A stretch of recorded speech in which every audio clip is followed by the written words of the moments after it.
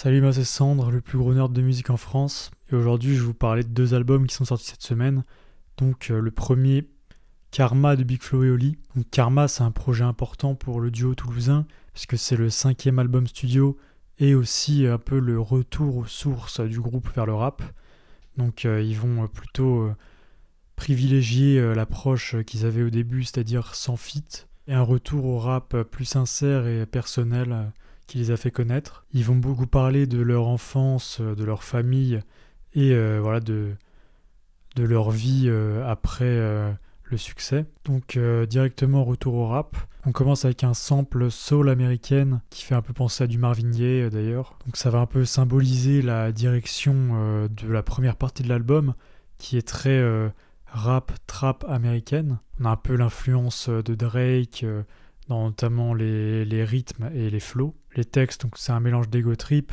Ils parlent de leur enfance, de leurs influences, de leurs origines. Et le morceau, il s'appelle Family Business. Donc ça rappelle un peu l'influence de Kendrick Lamar, notamment aussi avec le sample un peu, le sample des cuivres qui est utilisé. Donc ça va faire un peu ce côté vintage qu'on a eu dans le dernier album de Kendrick Lamar, ou même dans Not Like Us, donc pendant le beef contre Drake. Donc ces passages très sample cuivré, on va aussi retrouver un peu les mêmes inspirations dans le morceau d'après, donc minimum. C'est d'ailleurs, les prods sont très intéressantes parce qu'il y a beaucoup de variations, il y a beaucoup d'interludes, de ponts qui vont aller jouer, qui vont aller casser le rythme et qui vont aller créer des morceaux très originaux et très variés. Puis ensuite on a 44D, donc qui est un morceau un peu plus drumless au début, pour avoir des bons textes, des prods encore trap qui vont se développer et qui vont laisser entrevoir de l'originalité et de la dynamique aussi. Donc ensuite on a le morceau éponyme de l'album, Karma, qui dévoile encore plus d'originalité dans la tracklist, puisqu'on a un son plus électronique et drum and bass dans le rythme, avec des textures très cinématiques,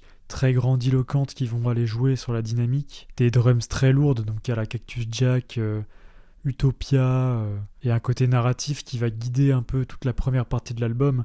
On entend notamment leur père, j'imagine, et avec un côté un peu plus pop dans le rap sur ce morceau-là. Ensuite, on a une baisse de niveau au niveau rap dans Focus. Je trouvais que c'était un morceau un peu trop classique. La prod fait trop penser à un type beat de Drake. Le flow fast rap de Oli marche pas du tout. Ça fait bien longtemps que le fast rap, c'est plus très apprécié, et puis le côté hip-hop hardcore il prend pas non plus, même si les textes restent assez bons dans ce morceau-ci. Puis ensuite on a le rappel de leurs origines, donc avec un morceau plutôt latine jazz dans le rythme, qui va être aussi assez électronique dans l'instrumentation, et qui va du coup être chanté en espagnol. Voilà, ça rappelle la fierté de ces origines-là, et puis ça nous fait entrer un petit peu une douceur qu'on n'avait pas jusqu'à présent dans l'album. Et puis ensuite on repart dans un côté pop qui est un peu moins appréciable selon moi. Et donc arrive cette deuxième partie qui pour le coup coupe totalement avec la première.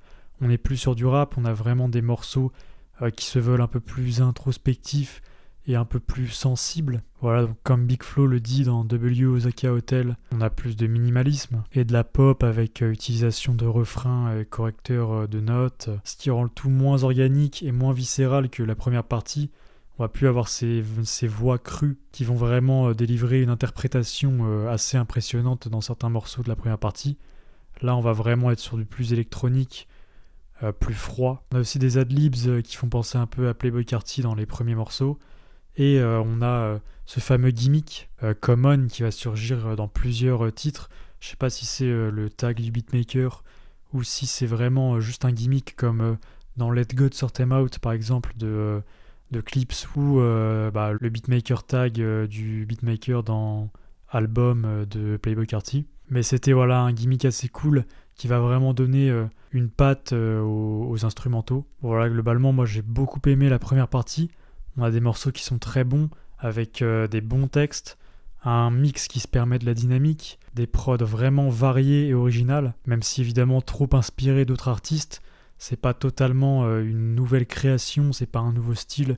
On reste sur un style déjà bien connu et déjà bien exploité à l'autre côté du Pacifique. Et ensuite, on perd complètement en qualité dans la deuxième partie, qui va beaucoup plus rappeler leur travers pop et vont être beaucoup moins inspirés, beaucoup plus autotunés, et dans laquelle on perd en fait la plupart des qualités qu'on avait dans la première partie. Donc c'est dommage, ça descend beaucoup la note dans mon cas. Si on restait sur la première partie, j'aurais trouvé que c'était un très bon album ou un bon album. Et malheureusement, ça le rend assez moyen qu'avec ce contraste-là. Vous pouvez aller voir les notes qui sont dans la description sur AOTI. Il restait quand même assez cool, mais voilà. C'est pas l'album qui va nous marquer cette année-là.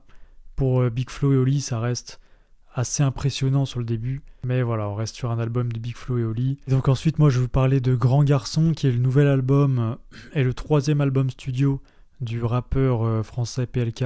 Donc c'est voilà, 3e album, c'est censé être l'album de la maturité, celui qui va un peu révéler l'artiste. Donc le projet est présenté comme une évolution plutôt qu'un changement vraiment radical dans le style de PLK, qui sort le 13 mars 2026, donc 6 ans après Ena et 8 ans après Polak, ce qui est assez long. Il y a eu quelques projets entre-temps, mais normalement, ça doit quand même délivrer, qu'il n'y a pas eu de vrais albums depuis. Donc on a 17 titres au total, pour une durée de plus de 40 minutes. On va voir que c'est pas vraiment un point positif. On a plusieurs feats avec des artistes de la nouvelle génération, donc La Rafleuse, Jola Green et Theodora. Donc on commence sur une prod assez minimaliste, un peu plus sombre, et ensuite on a une prod afrobeat beaucoup plus mélodieuse.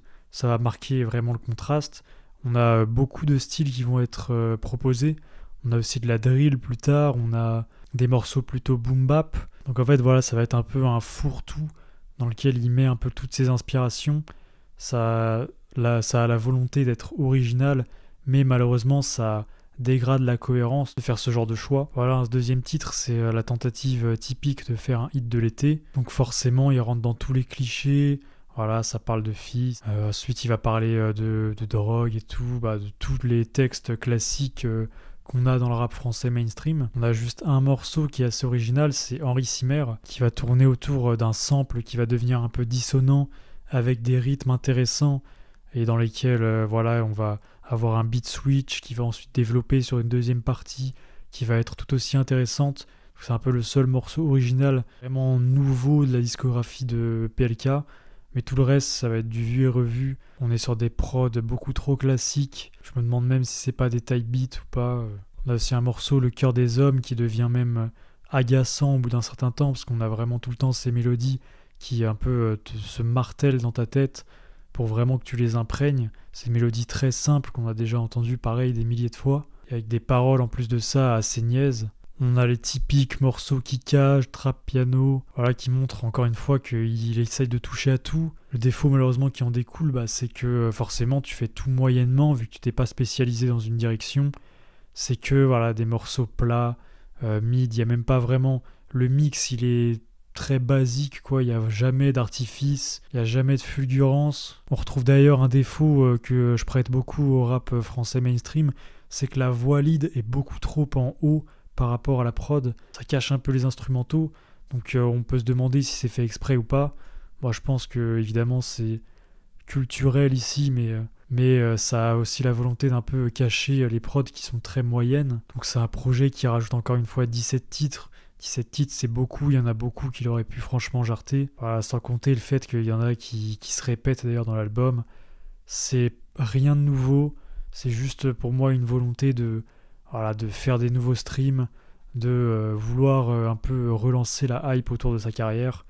J'ai vraiment trouvé que l'album était mauvais. Il y a quelques feats intéressants, notamment Jola Green, qui vont aller rehausser un peu le niveau. Son avec Theodora, on n'en parle pas, il est pas bon. Voilà, elle s'est retrouvée vraiment dans un traquenard avec Sex Model. Puis ensuite, vers la fin, on va avoir plutôt des prods mélancoliques, avec des samples pitchés vers le bas, qui vont encore tomber dans tous les clichés du rap mainstream, à vouloir faire des hits, à vouloir faire vraiment des titres piano-voix, plus musicaux. Il n'y a pas de textes originaux, il n'y a pas de cohérence.